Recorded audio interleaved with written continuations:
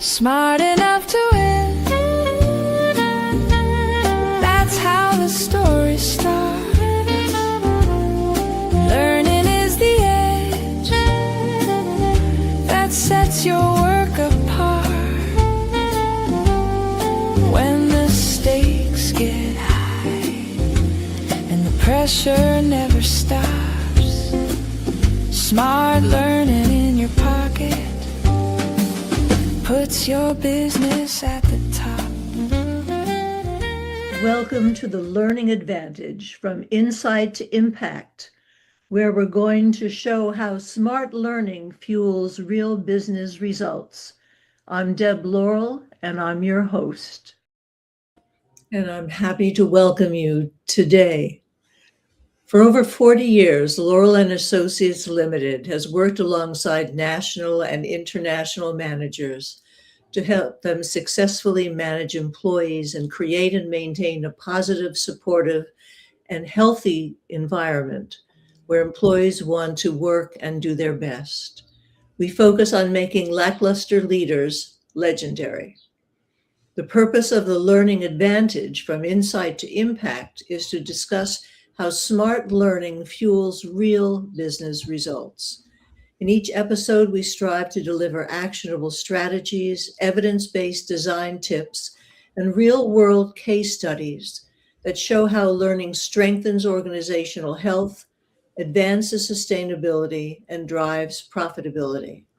And for that reason, I'm delighted to introduce our guest for today, Dr. Jeffrey Magee. Dr. Jeffrey is all about change formational.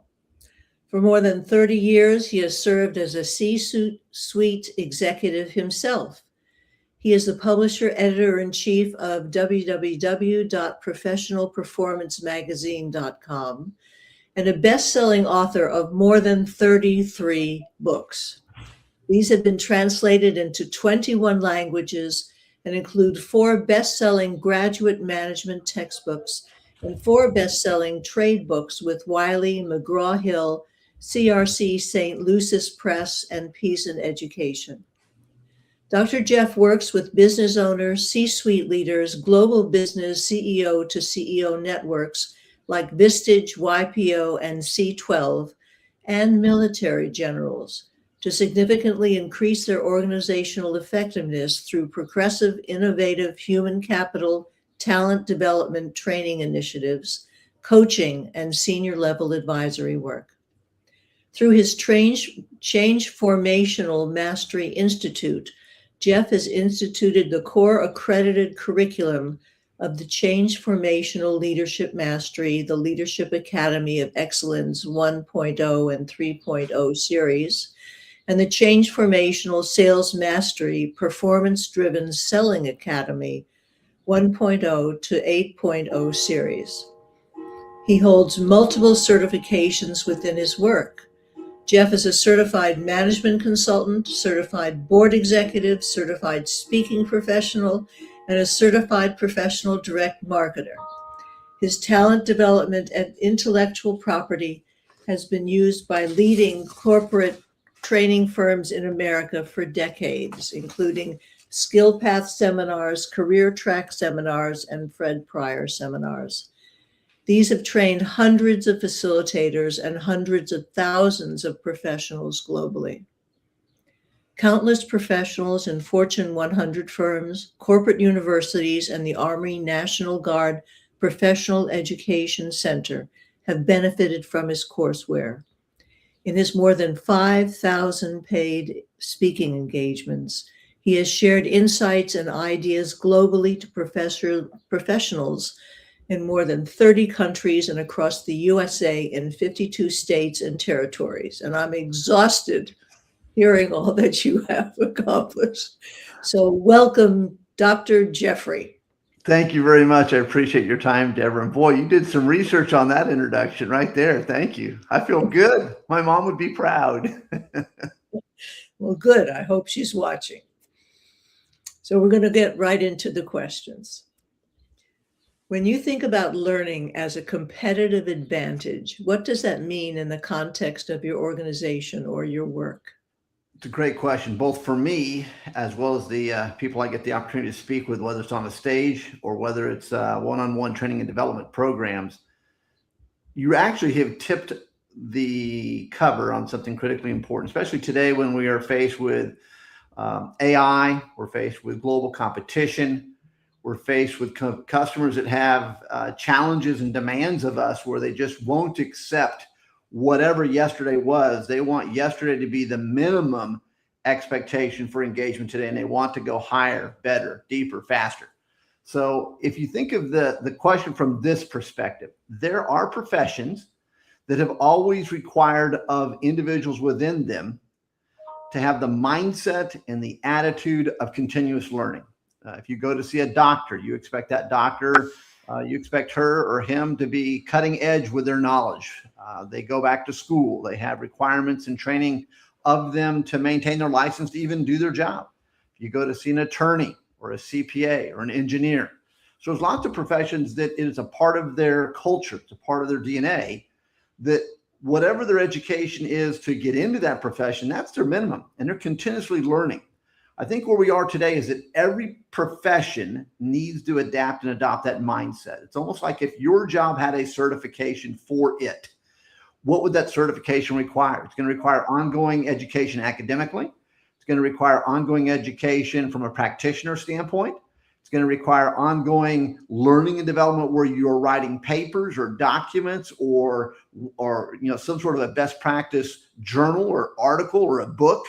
It's going to require you to be able to prove that you can do what you do, where there's someone that is your elder or your master that's going to sign off on, yes, you know how to do this. So that question you've asked, I think, really is a new way of looking how associations are approaching their members, how businesses should be looking at their employees. Think of every job as if it actually had a certification requirement to it. What would that entail? And are you staying up to that level of proficiency? That's setting a high bar. And I think that's what we have to look at, because there are so many. I mean, today, if you think about it, what used to be knowledge on one side of the planet would take a generation or two or three to reach the other side of the planet. 100 years ago, whatever took place on one side of the planet, we could know about it maybe, within a couple of months. 50 years ago, maybe we could find out about it within a day or two or three or four. Today, whatever's happening on the other side of the planet, someone else can be learning it, seeing it, and observing it in real time. So setting the high bar, that's a great statement. I appreciate that. I think setting the high bar is actually the minimum bar if you're going to be legitimate, relevant in the marketplace today and tomorrow. And there's a lot of people that, sadly to say, were raised to be minimums. What's the least I can do and get the highest paycheck? How do you take someone that serves an important role in the business, but truth be told, and here's the tough love, not everyone is going to get the CEO's paycheck. If you're going to pay entry level X, then what do you pay the next person up the food chain from there? And what do you pay the next person up and next person up? And sometimes what happens is you're going to run out of money pretty damn quick. So that minimum performance is interesting today when we have a world where, again, Gallup says 50 to 60% of the population based in the workplace today is complacent. That's code for lazy. That's code for what's the least I can do and still keep my job. And it says roughly 15-ish% of the workplace today is actively disengaged. It means they're looking for ways to enjoy being the toxicity in the environment. Again, tough love. Which means if you do the math, that's about 20 to 29% of the people are doing all the work. So that minimum bar, I think, is important because, again, if you're going to be successful, why should you allow anyone to be in your organization that's not going to be a contributor at their appropriate level? But why is anyone on the paycheck allowed to be there and not be a contributor? All right. Well, can you share a specific example where a learning initiative moved from insight to real impact and how you measured that impact? Great question. So we have a leadership institute as an example. And in that leadership institute, organizations will typically have mid-level leaders and above in it. I have one manufacturing client in the Midwest a while back that they said, we love the content. We love the program. It is measurable ROI. We want to, though, invite all of our frontline managers into the same content. We don't want a different program for frontline managers. We don't want a watered down version of the content, or however you want to phrase it. We want them to go through the same high performance level, back to your first question, the high bar content that's both strategic and tactical in nature. We want them to go through that. And so we have it broken down into a 1-year track, quarterly deliverables. So think about it, every 3 months, we change the theme. One of the themes for 3 months, we talk about innovation, creativity in the workplace. How do you unleash that talent? That's kind of my mantra and moniker that I'm known for. How do you unleash your talent? How do you unleash the talent to be more successful yourself as a leader of yourself? How do you become more effective at leading and engaging and influencing the other leaders and peers around you? And how do you take that back within your whole organization and make it viral that everyone wants to be the best they can be at whatever level they are? So in this module where we start talking about innovation, we start brainstorming, not how to take popsicle sticks and do something stupid with them. I mean, the old facilitators games of having facilitators and trainers that have never had a real job and never had to do anything in life, and yes, I'm being blunt on purpose, that crap doesn't work anymore. Those games don't work. If you want to gamification something, apply it to the job you have when you leave this room or this module, this online course. So in innovation, we take real issues that everyone in the audience is dealing with in their own workspace, that they're dealing with before they walked in the room and they're going to be dealing with when they leave. And let's use the collaborative juice of all the mental DNA in that room to put up in the air on the whiteboard as they say, what's a real issue you're dealing with? And how can we collaboratively brainstorm this and find multiple? I'm a big believer, not a solution, but multiple solutions. That unlocks the juices. See, when you look at only one idea, that may shut someone else down in the conversation. That may send a signal to someone, oh, that my idea isn't good enough even to have air given to it right now.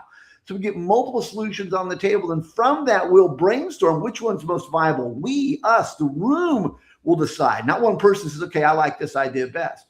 And then from that, we start to get all this energy in the room. And so an idea then bubbles up. Teams start to present their ideas. And then what I then do as that leadership instructor, that facilitator, that senior advisor, as I'm working with organizations, I say, look, here's what I'm going to do. I'm going to help champion these ideas into reality, because that was the end of your question. And so we had one gentleman that gave an idea. We have another team with another young lady with a great idea. We have a third team with an idea. And I said, so here's what I want you each to do. I want you each, because you know your internal organization better than I do. I want you to take that idea, type that up into an email as to the who, the what, the when, the where, and the why of it. And I want you to send it to whoever you believe is the senior-most person in the organization that would own that idea. CC anyone else that you think should be involved in it. And I want you also to CC me, and I'm going to be your idea champion. The organization's bringing me in to help it to be better. So you know what? Let's call everyone's bluff in this thing. And so when they send it, then I will jump in on it and I will re-forward that email to the senior-most person they sent it to. And I will then give the backstory and the reason why this is so great and we should consider it and take it to the next level. And we owe it to the team member that's bringing these ideas up that if it's not viable, to help them to understand the why. If it's not viable right now, the why. If it is viable, oh my gosh, how do we implement it now? And we do that around the whole room. And the next thing we realize within 30 days, these ideas are starting to become viral. Everyone now sees the clouds moving away, the sunshine's coming in, and it's okay to share ideas and get these thoughts going. So that's one answer to the question, how you create the atmosphere, how you build the dynamics, how I even participate in the ownership and accountability level to get these ideas going. Jump forward to the finish line. We've had ideas come up in an organization that have saved immediately tens of thousands of dollars, and ideas that have immediately generated tens of thousands of dollars. Now let's start with a $1 billion organization. Why is tens of thousands of dollars important to a $1 billion organization? Because those tens of thousands of dollars add up to a person's paycheck for a year. And if an organization can start to find ways to make themselves viable and profitable, no longer cost centers, but profit centers organization, then an organization moves forward. And those tens of thousands will be the seeds to hundreds of thousands, which become ideas and seeds to millions of dollars and sometimes even billions of dollars of capital gain in ideas and efficiencies and productivity and profitability in new markets. Powerful question you've posed, but it starts with that seed. And if you nurture it right, it'll turn into, in essence, a tree that will withstand time. And that's the ROI that happens on a regular basis. And I've got a lot of colleagues in this industry, so it's not all just about me in this answer. There's other colleagues that take on the same spirit when they're doing the keynote at a convention. It's great to motivate the audience, but if they're not motivated when they get back home with actionable steps and strategies and tactics to be successful, it was a waste of time to have that VIP on stage and obscene amount of money that doesn't translate back into the workplace. Just as when I'm sitting down with a business owner, an executive, a leadership team, or in essence, the frontline team, It's about giving them the tools that can help them to become more successful now and tomorrow. So if you have a win right now, that feeds your psychology to want another one. I'm so excited. That sounds so good. And you've been doing this for 50 years. So for my fellow colleagues out here in this audience right now or watching us in the future, you have great wisdom as well that needs to be added. So thank you for this opportunity. What do you see as the biggest barrier preventing organizations from fully embracing lifelong learning, and how do you think we can overcome it? Great question. I think part of the answer is it's the old DNA that some of us have, especially here in Western civilization. We were kind of raised for decades with this start-stop mentality. You go to school at the beginning of the day, there's going to be an end of the day, start-stop. You start, formal education, K through 12, there's going to be graduation at 12th grade, so you have a start-stop. You may not go on to a trade school, a community college, an associate's degree or a bachelor's degree or a master's degree or PhD, but there's always a start-stop. You're going to go to a training program next Tuesday. It starts at 8, it ends at 3. There's a start-stop. You have a training initiative. Is it a lifelong learning? Now here's your Q&A. Or is it a one-time training program? And so the veterans all will get to know and realize, it's the flavor of the day, start-stop. So as long as you have a start-stop mentality, ongoing learning will never take place. Once you break through that barrier and learn that lifelong learning is a lifetime pursuit. I mean, Benjamin Franklin had a classic quote. I'm going to screw it up, but it goes something like this. The person who empties their purse into their head will never be bankrupt. So if you continuously are investing in your own mental DNA, your team's DNA, if I'm investing in my team to make them better, I would rather do that and risk the chance I'm going to make someone great and they go on somewhere else. Well, that's going to be legacy into the community, as opposed to I don't want to invest in my people because they might leave me. Okay, so let's keep them on staff, dumb as a box of rocks for life. Okay, that makes a lot of sense. So you have to reward ongoing learning and development. You have to create a culture of success. Now, I have another client in the Carolinas, and I remember starting to work with them many years ago. It was going to be, again, our Leadership Institute. And instead of just bringing it in for the senior team, which is where the conversation started, by the time we stopped that conversation to start the program, it was, hey, this is going to be an ongoing endeavor, so not a start-stop. And you know what? I'm going to bring everyone together once a month that has basically a direct report, and a couple of people that are my next-gen high potentials that don't really have a direct report. So we had over 40 business leaders in a room one day a month. Went on for years. And so not only was it great learning and development with a track of curriculum that's accredited every month, but it also gave everyone in the room the opportunity to have pop-up conversations with all the right brains in the room. So it was phenomenally successful at lots of levels. And within that, the first session, I remember the CEO handing out a book that was really his book thought for the year. And I jumped on it. Not only did I read the whole book on my flight home and then devoured it and took those ideas and repackaged them to all of my future presentations so that we're reinforcing where the CEO and board wanted to go. We took that and we went one level deeper and said, this was a great book. We shouldn't just be doing one book for the year. We should be doing, again, and we use some of my books, as you see back there, some of the reading material. But I said, I'd like to invite anyone in the room right now to reading a great book that you think would benefit this room to send me an email on what that book is and let's talk about it. And I had several people suggest books. And so I basically volunteered the CEO's checkbook. And I said, you know what, we're going to start a book club. Every month, a new book, and you all get to decide what the book is we get to read. So someone else became the champion and advocate of it. Within a couple of months, it's like we had a waiting list of people that said, oh my God, we have to read this book next, this book next. That's how you break through the walls, get lifelong learning going on. What are the certification programs you can send people out to? But when they come back, see the mistake we make in business, we send people out to tons of programs. When they come back, we don't harvest the fruit of that. When you come back, what did you learn? How can we use that? Where in the organization can we use that? Have them do a pop-up, lunch and learn webinar for anyone who wants to tune in on X day and X time to, get some of the nuggets. Again, so you have to create a culture, a mindset, an atmosphere where learning is what you do 24/7. I mean, I moved to Houston recently to be closer to my niece and her 2 little boys, so my great nephews. And they do, kind of partial school at home and partial where they go to school. And so whenever they jump in my SUV and we're going somewhere, we're going to talk and have a good time. Maybe I'm the bad uncle. But whenever they bring up a topic, I turn it into a learning opportunity. Well, what's that mean? Or what did you learn today? And that no one gets I didn't learn anything. No, you can't do that one on me. If you want to go have some fun, you have to give me some fun. So what is it we're learning? How do you do things? We don't make it fun to learn and share and apply. We go to stupid programs and we allow people to do 50-year-old activities with us and call it relevant. Stop it.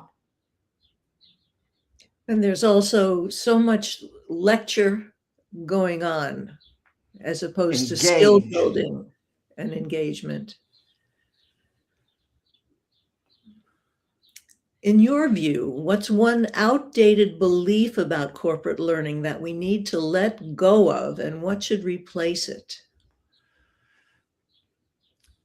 I think the old mindset that only certain levels of individuals are entitled to certain levels of experience needs to be blown up. Meaning, key executives go off to some sort of retreat, but everyone else in the organization goes to the lunchroom. I mean, let's make these an experience for everyone, sort of an element. Looking at learning from the standpoint that we can do everything internally. We've got to let go of that one. Yes, an organization can do a lot internally. But I'm a history major. So again, think of the Habsburg dynasty. It died out from inbreeding. So if all you're doing is retraining yourself on what you've already decided and what you already know, there's an eventual loop you're going to come back and run into yourself. I've got a friend of mine that has a great business, but he's hurting himself because if I look at everyone in the organization, the level of education everyone has when they were hired and came to the company is their tombstone. No one goes on for more education because they think they know everything. Well, you're going to have measurable small growth elements if you put that on a diagram chart, absolutely. But the growth you could have been experiencing by exposing people to other mindsets, other ways of doing, other best practices, and challenging yourself to always becoming better, we've got to let go of some of these mindsets that we know at best in an organization. Again, I stopped working with lots of huge corporations a long time ago because that became the answer. They would bring me in to train their training teams. They would, under a licensing agreement, buy my content, which was great. But one day I realized, wait a second, they're not willing to push themselves beyond what they've already decided is what they want to do. So their people are being limited in what they're learning. So we've got to let go that we know it all. We've got to let go of, in essence, doing what we do today because it's the way we've always done it. We've got to let go of one and dones. You might as well not even spend any money on training if it's a one and done. It needs to be lifelong learning. Back to one of your previous questions. We need to engage people that we send out to come back and share best practices with us, create almost a way of becoming better. Another example to your question, a lot of institutions will allow their employees to go get further formal education. Big fan of that myself. Here's where they all make a mistake. You're going to go get a bachelor's degree in X or a master's degree or a PhD. Each of those typically in the courses or the degree have a capstone. They have some final major product you have to create in your master's or your PhD, or even if I'm in a bachelor's level in a business class or an engineering class. What I would challenge every business, we're going to invest in you, but we want you to invest back in us. So if you're going to get a master's degree, tell me how that degree will benefit this organization. If you can't, sorry, we're not paying for it. If you can't, then step two, we're going to pay for this, yes, but your entire final project has to be our company. So if you're getting a master's in marketing, let's say, then your marketing project's not going to be studying Chick-fil-A unless you're working for Chick-fil-A. I want that study to be on us. Study our business. How can we apply everything you're learning to be better? Or if it's in sales or it's in business or you're getting your MBA. So again, that's another way to get people involved, to make it full circle and everyone to gain from it. We do a lot of silliness in the education and training world. Amen to that. Both of those things. How are you leveraging data, technology, or new learning methods to create more personalized and effective learning experiences? Great question. So how am I'm going to respond to that because I'm doing nothing new. The whole world is doing something new, and I just kind of smile and laugh at the fact I've been doing this for decades. So, again, we had this little thing called COVID a couple of years back, and that shut a lot of training and speaking down in my industry. And so the big element for 1 or 2, 3 years was teaching everyone how to do virtual, like what we're doing here right now, and create your studio in your home or et cetera. Well, I've been doing virtual learning for 20 plus years. I started doing it after 9/11 when Pfizer Pharmaceutical was a client of mine, and all of a sudden no one's getting on a plane, but how do we still do training? And back in those days, there was a huge platform called Skype. Well, there's also a good history lesson. If Skype had stayed relevant, we wouldn't be on this platform because Skype would own the world. But see, they weren't staying progressive and forward focused. And something else came in, took them over, and they ceased to exist. So what I'm doing, though, is I am using technology. Yes, here's an example of what we're doing. Again, how I have my studio built so I can stand. I've got a 3-foot walkway here back and forth and different microphones and lighting and et cetera. And I can go online and break people down into, work rooms so different groups can talk. I can bring them back together when I'm doing large audiences. I can put slides up or not. So I'm doing all of that. So I'm already there. Do I want to do polling online to kind of find out what everyone in my audience is thinking? No. But again, what's your accomplishment? See, for me, I learned years ago, I don't care what each individual in my audience thinks. Now, I'm not trying to be rude and disrespectful. I'm hired for a reason. And the person hiring me is my immediate customer. Everyone else is my indirect customer. So I want everyone to have a great experience, yes. And I want everyone to learn, yes. And I want everyone to give me smiley faces, yes. The reality, though, is I learned the hard way years ago working with General Mills when I was working to get everyone in the audience loved me, and then they didn't bring me back. And the meeting planner, she said, Dr. Magee, the reason we brought you in was you're not on payroll. We needed you to be the you that we see, the you that we know, the you that we love, and to say certain things in front of this audience to get them to wake up. Well, you went in and you made them love you, but that wasn't why we brought you in. It's a huge wake-up call. So today we're talking about technology and how to use online tools to find data, research data, find best ways to use the data, how to use what you're doing and elevate it. Oh, that's called AI. Well, guess what? I've been doing versions of AI for 20 years. All that AI did was took all of that and put it on steroids. So all of our leadership and sales programs are plugged in with AI, and we talk about how to use AI and research and technology and et cetera. So I'm already doing it. I'm a big fan of it. And if you're not doing it, you're working way too hard is what I have to say. So true. If you could give one piece of advice to leaders who want to build a true culture of continuous learning, what would it be? Institutionalize. If you want anything to sustain and anything to have resiliency and anything to have legacy beyond you, you have to institutionalize it. Every business, whatever it does, it has institutionalized that does. So for a manufacturing line, we institutionalize how our manufacturing line works, what it looks like, where the bells and whistles are, how we start, how we stop. It's institutionalized for consistency. If we are a service system, we institutionalize, how our people are supposed to, engage the customer and how they're supposed to interact with that customer and how they're supposed to leave that customer. And we have technology to do follow-ups and we have bots and automations, et cetera. For a manufacturing company, we institutionalize our assembly lines, our robotics, our safety steps, et cetera. So we live in a world where those things that we know we need to be able to do in redundancy and have high levels of proficiency, we institutionalize it. We have SOPs and rules and mandates and policies. We institutionalize it. So if we want to do the same for education, then we have to take the same serious, dedicated approach. We have to institutionalize it. The training, it's not we stop and start. So in tough financial times, do you turn off your manufacturing line? No. But what's the first things you do? You cut back on customer service connectivity with your customers. You eliminate, in essence, different touch points. You say, we're going to cancel that conference. We're going to cancel that meeting. We're going to cancel that travel. We're going to cancel that, et cetera. And so one of the first things that always gets cut is education. You can have a book of the month club and you have a tough financial times. The first thing you can do is say, you know what? Turn off the credit cards. No one can buy next month's book. I mean, it's silliness that we do. I fly a lot. Delta Airlines is my preferred travel partner. I love Delta Airlines. Please make sure you hear this. I love Delta Airlines. But even Delta Airlines is shooting itself in the foot right now because when businesses become incredibly successful, that's when they start promoting people that have not been educated correctly, don't have practitioner's experience, don't realize what it took to become great. And then they get there into those seats of decision and they start making decisions that are going to slowly come back and bite them in the butt. But a lot of times they make those decisions and they don't understand the repercussions of it, immediately. So when it starts to bubble up as a huge problem, the person they blame isn't the one that made the decision. So example, before COVID, I'm a Delta Diamond flyer, which in their hierarchy is their highest level flyer. I have no life. I'm doing over 120 flights a year just with Delta. So they're making a lot of money off of me. I'm paying for 2 employees' entire paychecks that works in that company, just me with my travel.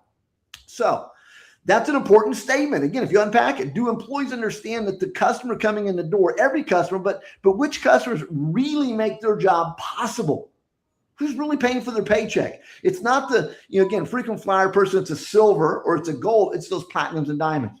So at Diamond, before COVID, whenever a plane would land, all of us that were diamonds on the plane knew it because we would look at each other and smile because all of our phones would ping within about 3 seconds of us turning on our phones when we landed. And they would ask us diamonds a simple question, an easy question. And that one question told them if Delta lived up to the brand promise that what the diamonds are buying. And if we said, yes, perfect, done. Do you have time for more questions? Yes or no? And you said, yes, they'd ask you some more questions. What's interesting is during COVID, for some reason, they cut that out and then stopped it. They have never brought that back to ask their most valuable customers instantaneous feedback in real time while we're a customer. Are we living up to those expectations? So again, we cut back on the very things that would truly help you instead of, in essence, not getting the data you need that's going to help you. So yeah, data is important. Big data is important, but it needs to be the right data at the right time that you can act upon. This whole issue of forever, it has been training that has been cut, as if they don't realize that the employees are the backbone of the organization. And if they aren't qualified, if they aren't competent, if they aren't skilled, why there's a disconnect, I don't understand. And again, I think sometimes leaders know this, but they're pressured and stressed sometimes to make the decisions, which are the easy decisions, without realizing they may have the biggest impact on future challenges. Again, you're having a tough financial time, bring your team all together and be transparent. Again, I have another client years ago where this was exactly the conversation. And I said, yeah, I'm gonna make a suggestion here. As a former business owner myself, I mean, my largest company wasn't enormous, but I had 144 employees. And we're doing over 100 million in revenue. So I do have a little bit of a clue of what I'm talking about. I mean, I've signed payroll. I've had to hire and fire. I managed a P&L. A lot of times people making decisions have never had that experience, but they think they know all the answers. Sometimes as a business owner, you are making those decisions, but you sometimes get your brain so far away from the obvious answer. If you don't have a good peer advisor that actually may have some ideas that they can share with you in real time. So I said to him during a tough financial time, I said, here's what you should do. Because everyone thinks you're filthy rich. They always think the boss is rich in any company. You should bring the key team together. He ended up bringing the entire company, factory, as a plant. Everyone, front of the office, back, brought them together. I said, so here's what we should do. You should share the books with everyone so they can see the reality, and then ask everyone for what do we do so no one in this room, see, they're all in the room together, so no one in this room loses their job. What can we do? So what he did was he took it one step further. So he started, and it's been 10 years, he still does this. He brought everyone together into part of the shop, the plant area, cleaned out some things, put all the chairs in row like you're back in school, had a couple tables behind him, and he brought in breakfast buffet for everybody. And he basically gave a state of the business. And he went one step further. He dug really in his wallet, and everyone was having a birthday anniversary that month. He gave them a thank you birthday card with a little gift card in it for probably like 20, 40, 50 bucks. And everyone was having their annual anniversary that month of working for them. He gave them a card. So he's not only want to talk, hey, tough times are tough, but I'm going to dig in to where we don't have money because I invest in you. I believe in you, and we're going to start something new. Your birthday month, you get a present from me. And if it's your anniversary month, you get a present from me. Every month we get a state of the state. We're going to break breakfast together, and then we're going to clean this up together and get back to work. And so the meat of the message, so that was kind of the ambiance and the atmosphere, was he talked about where we are. Here's the amount of orders we have coming in today. Here's what we're selling. Here's how tough the economy is. Here's how long it takes us to make a product, et cetera, et cetera, et cetera, et cetera. So folks, here's our reality. We don't have enough money to keep everyone in this room on payroll.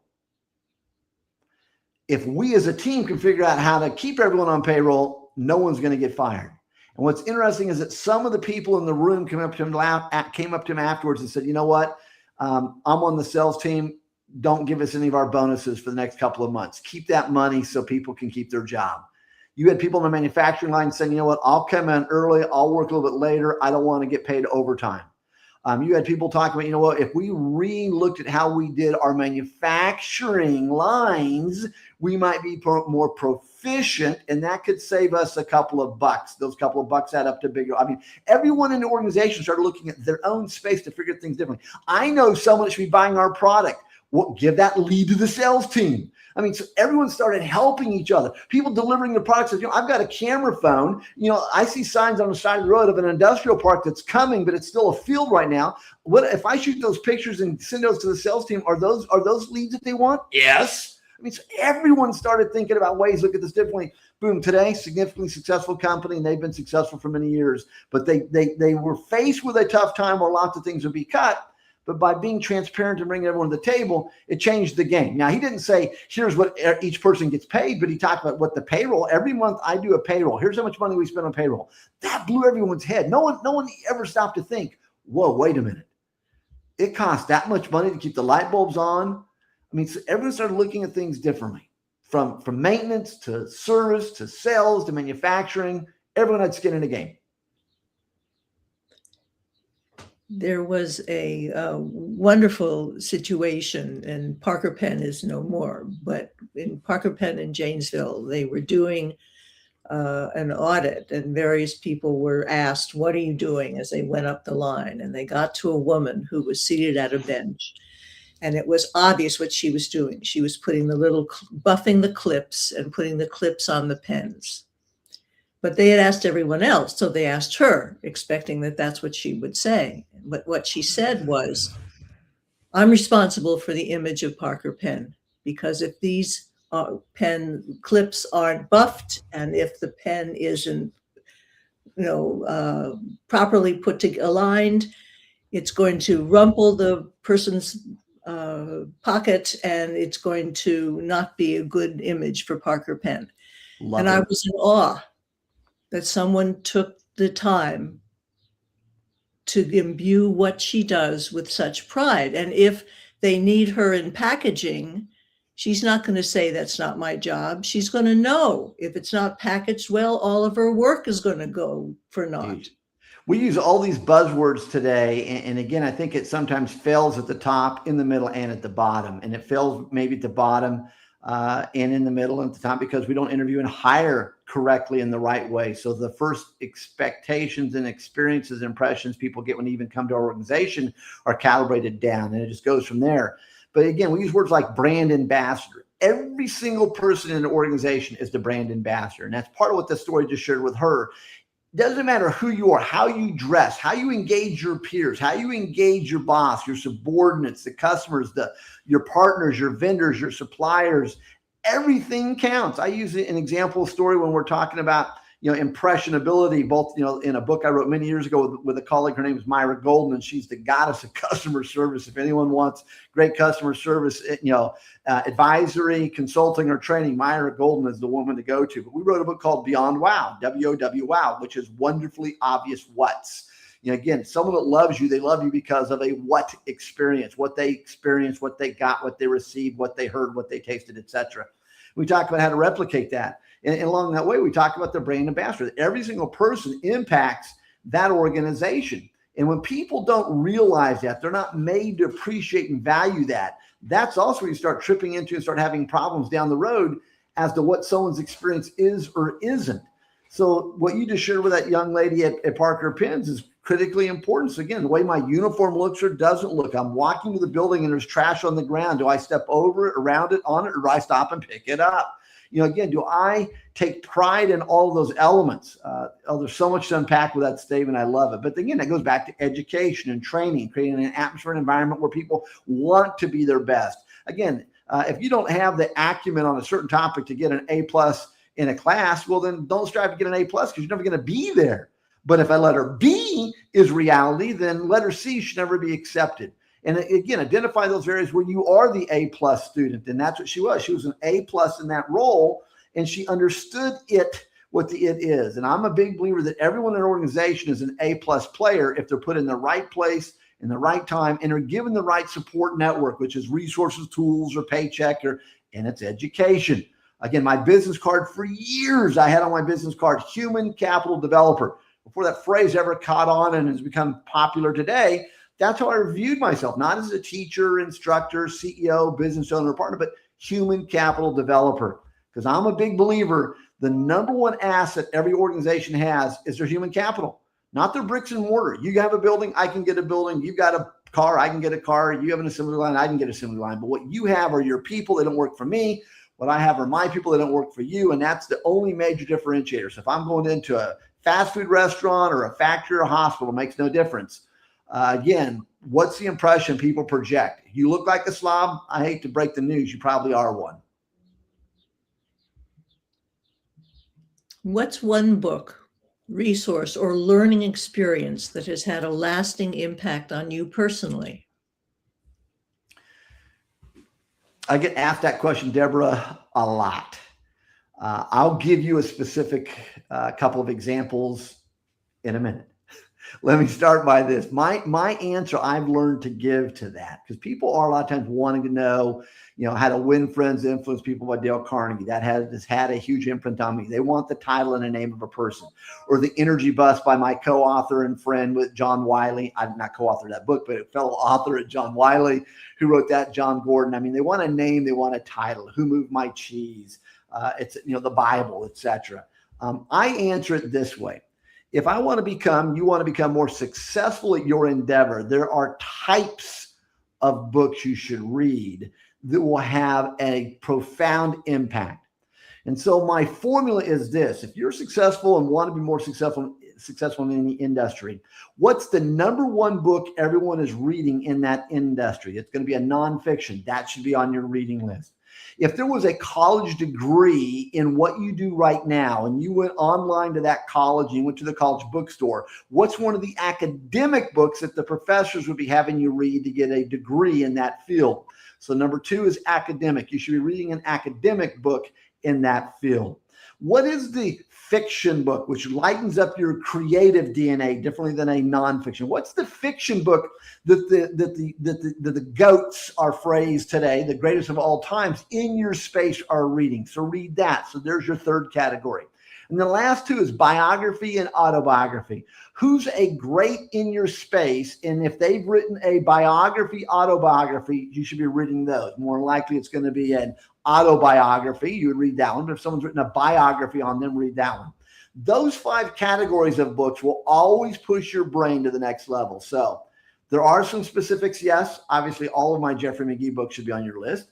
But read by the categories. I think that will always serve you well no matter where you are in your career pathway. That's wonderful advice. All right. What haven't I asked you about? Tell us about change formational. You've asked phenomenal questions, Deborah. Thank you so much. And again, for those of you that are with us real time right now, beautiful. And those of you watching this as a replay this. Beautiful questions. Change formational was written in the time of COVID. For those of you that are watching this a century into the future, there was a time that a little bug went across the planet called COVID, and it freaked everybody out. Forget the fact or non-facts to what COVID was about, but it freaked the planet out. And in that time, I realized that there was businesses that before COVID were thriving and everyone pointed to that were doing phenomenally well, that all of a sudden were struggling. And there was businesses that were going out of business that everyone would have been stunned to ever even think they'd go out of business before COVID. And so Change Formational grew out of that experience. And at the time, I lived in Las Vegas, Nevada. So Change Formational means this. There's 3 key words that our viewers should write down if they have the ability to take notes. Change. Change, what I realize, is $1 billion industry, and I'm never going to win what I'm about to say. And that's the good news, because I'm never going to be unemployed. But if you subscribe to change, you will never be a winner. If you subscribe to change, you will never be a winner. And here's why. Change equals survival is what change deals with. Change equals survival. You and I right now are having this conversation, and someone in the world is just changed a policy, a procedure, an SOP. And when we get done with this call and go back to our workspace, we then encounter that new change in policy and procedure. So in change, we've been conditioned to think of words or people like change agents, change advocates, how to adapt, how to adopt, how to be agile, how to be nimble, how to pivot. Lean Six Sigma came out of this whole concept for years. So while we need all of that, what change is, change equals survival. So the best you can ever perform in a world of change is to survive. Now, maybe survive isn't just about, keeping your head above water, because that's not good for anybody. But maybe change and survival means, hey, I'm going to be okay. There are people that are, let's say, born in the first part of the last century. So between 1900 and 1950, if you were born and you were raised by anyone born in that time window, those are all change survival people. They went to work for a business. They would work there for 30, 40 years. They would build their entire retirement off of that. They would hopefully have their house paid off and their car or their truck paid off when they retired. And they would then live comfortably the rest of their life. They would survive. That was, again, their mindset. That's how the world developed. It may not be that way today. So those are examples of survival. So change equals survival. So then I realized transformation. We have businesses and people. You have businesses that gear up that, this next fall, we're going to have a major software transformation in our company. So we're going to cease all training for 5 months and get everyone psyched up for this transformation. And we're going to launch this transformation. It's going to make us incredibly more successful. So businesses, they play this game for transformation. So if change equals survival, then the second word you can write down is transformation. Transformation equals thrive. The reason a business does a computer software change or CRM change or technology change or merger acquisition or builds a new plant is it's going to transform us and we're going to thrive. Well, that's even temporary. But what I realized was happening all over the planet with some of my clients and what was happening in Las Vegas is that change is like a window of opportunity. And changes are happening 24/7 around us if you'll change your mind, transform your mind, and realize change is happening whether you like it or not. So every time a window opens, if you can seize upon that opportunity and shove a transformation through it that everyone else is not ready for, then you become change-formational. So if change equals survive, transformation equals thrive, change-formational equals win. And I started realizing the businesses that were winning during COVID were all these businesses that saw the same change happening that was freaking a ton of people out, that was paralyzing a lot of people. And instead of going in that direction, they were saying, here's something we had thought about doing. We weren't ready for it, or we were thinking about it, and sometime we might do it. And it's like, holy crap, we don't have a choice. Let's jump through this window right now because we have to do it. And they were, in essence, being the ones that were winning. So restaurants that didn't have drive-through windows in many places were closing down because you couldn't allow anyone to come into them. Starbucks, as an example, where I lived in Las Vegas, every Starbucks that had a drive-up window was thriving. Every Starbucks that didn't have a drive-up window was closed. You don't see Starbucks building very many coffee new houses without drive-ups and apps and mobile pickups. See, they transformed themselves. They were change-formational during that 36 months of COVID. They radically changed everything they were doing by putting transformational decisions through all those change windows. And today, if you walk into Starbucks, there's over 6 different ways you as a consumer can engage them. Where in 2019, you had walk-in, order, and wait, or there was a drive-up. You had 2.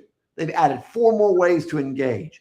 And I guess if you talk about Uber Eats, there's a 7th, because now people come in and pick up the deliverable to take to someone else. So again, how are you being change-formational? So the book is about how to be change-formational. It's a fast read. Everyone should buy it. It should be on your next book reading list. Give it to people. We talk about the 5 stages of transformation, the 5 stages of change-formational, the 5 stages of change, 5 ways to identify, are you relevant today and how you're going to be relevant tomorrow? And you can use the 5-step process in every meeting, every conversation, once a month to reboot, however you want to look at it. We talk about dips, disruption, interruption points in your own business. You can forecast when there's going to be the next problem, and you can become change-formational. So when the problem shows up, you've got a solution and you win while everyone else is trying to figure out what the heck to do. A lot of great models in that book. It's a great keynote. It's a great training program. It's a great conversation. Thank you for asking. Wow. And that's what I can bring. I'm change-formational in my approach. I'm hoping every time. Yes, you are. Is there anything else you'd like to add? Nah, Deborah, this was fantastic. Thank you for the opportunity to come share with your followers. Again, anyone wants to know more about my talent development company, my name's on the screen. Just look me up, jeffreymagee.com. Anyone wants to know more about our magazine, it's professionalperformancemagazine.com. Year 34. We get phenomenal personalities all over the planet to write and share articles on success. We don't do features on anyone. We don't do commentary. We don't let anyone ramble forever. It's 500 to 750 powerful words. And we've had presidents, world leaders, business, icons, celebrities, athletes, We've had phenomenal people who share with us every time. All right. So definitely check out Dr. Jeffrey Magee for at least one of his 33 books. Thank you very much. And I want to thank our listeners for listening in and participating in our conversation. I hope that you learned as much as I did from this session. Please join us next week on June 9th as we meet with Mark Stoiker, an experienced life experience and L&D professional and facilitator with a passion for helping individuals and organizations unlock their full potential. And if you'd like to assess the skills of your trainers and managers, because if they're not changing, if they're not transforming, if don't have the capabilities that you need to know that. Please reach out to me on LinkedIn to receive a free assessment you can use.